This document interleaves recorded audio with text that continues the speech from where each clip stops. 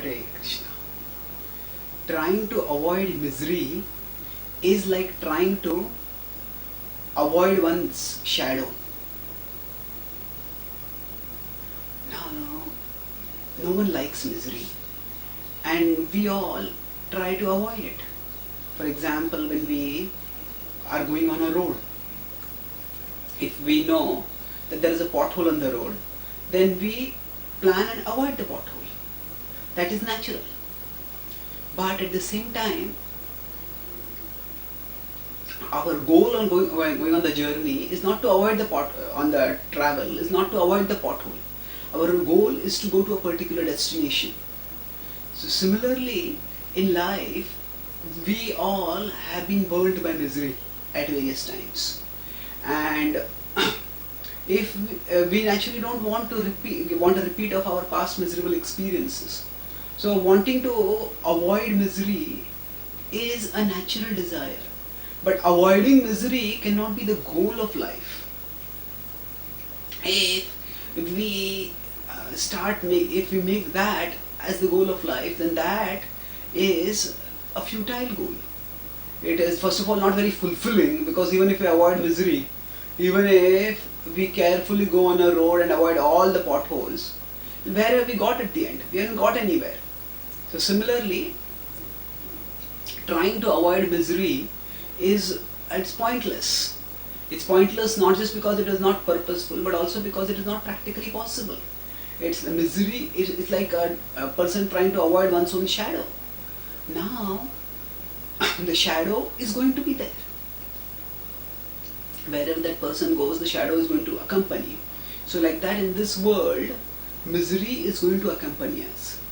Our body itself is vulnerable, it is fragile, it is brittle, and the world around us, there are so many relationships which can become complicated, and nature itself can give us a variety of problems. So there can be bodily, social and environmental miseries, adhyatmic, adhibhautik and adhidaivik kleshas.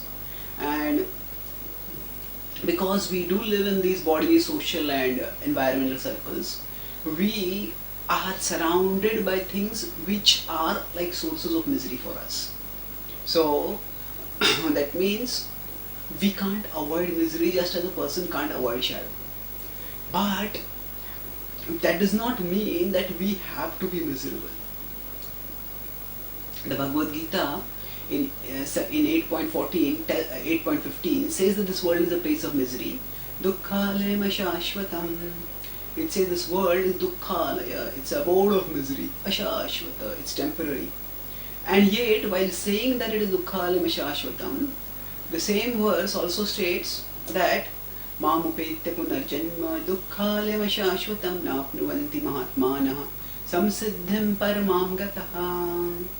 That samsiddhim paramam gataha, that those who devote themselves to Krishna, mamupetya punarjan, those who worship me, punarjanma dukkhalaya shashvatam na apnuvanti, they do not take birth again in this miserable temporary material world. But then what happens to them? Mahatmanaha, these great souls, samsiddhim paramam gataha, they attain the supreme destination. And Krishna described that the supreme destination is ultimately the source of all happiness. So we can definitely become free from misery. We can certainly attain all happiness. But that is a positive goal which we need to pursue by raising our consciousness. By learning to love Krishna, we can gradually raise our consciousness above the material level and transcend misery. So that means when we are practicing bhakti, if our focus is simply on avoiding misery, then sometimes within the path of bhakti, when misery comes up, we will think, oh, why should I practice bhakti? I thought of practicing bhakti to give up misery, but now misery is coming. So the important thing is not whether there is a shadow with us or not. The important thing is whether we are going to a place where we will be safe, whether we will be happy. So misery will be there with us as long as we are in the material world. But as our consciousness rises to the spiritual level, the misery will affect us lesser and lesser. And though we may be in this world, we will be not of this world.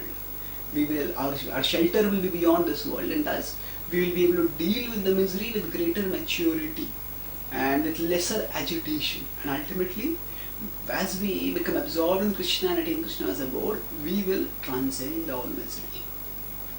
So rather than making avoidance of misery the goal of our life, which is like shaking off a shadow, we can make the awakening of love for Krishna as the goal of our life. That is like a person walking and aiming, going to a